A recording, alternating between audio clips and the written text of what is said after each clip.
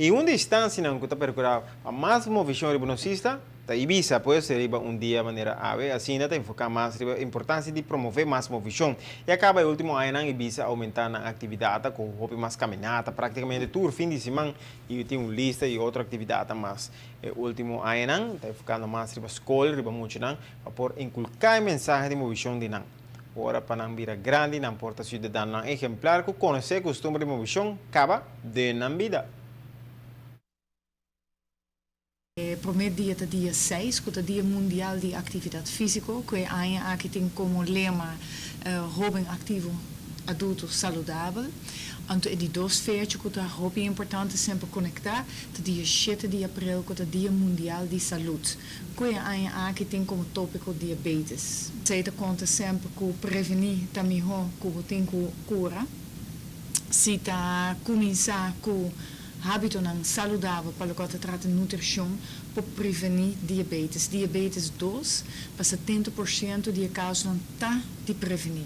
Eu sei que se nós muito de chiquito, que está suficiente atividade física, que está nutrição saudável, se não com comida sem muito suco, coisa de beber, água, nossa água está mais de 2 meses, está bom. Você cria jovem e depois adulto hobby mais saudável. É alarme um rato para nos parar quieto rato para pensar o que nós podemos fazer para prevenir. Então, 2 fechas aqui conjuntamente fazer atividade física pode ajudar a prevenir também para chegar a certa maleza crônico, entre outros, a parte de diabetes. E a parte bonita como está aí, quando enfocar aqui, está arriba é jovem não. De sempre, por direito, é mais fácil, verdade, para criar, como se chama? Hábito saudável, que para fazer cambio não. Então, pensei, é assim bonita para nós começar na chiquito, desde cascava.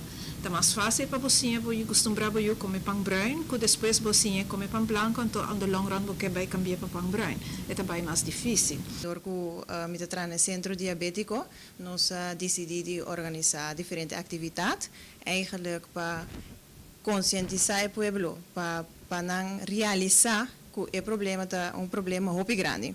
Que a cifra não está virando muito erg, o que não está querendo que em 2030 lutar antal diabético não já chega a amount de 2030 acaba que para 2030 não deve que vai verdubbel dus é problema é epidemia epidemic dus é cenos que toch raise awareness de diabetes por prevenir para borranha é maleza Eta demomang. Nós também enfocar para o dia de atividade física, nós também celebrar também aqui na Aruba. Então, nós temos tour de movição, onde nós também diferentes escolas, nós também manda 3 instrutores na diferentes escolas para fazer atividade de movição, como não tem caso, aqui nós escolhe para beweging op muziek.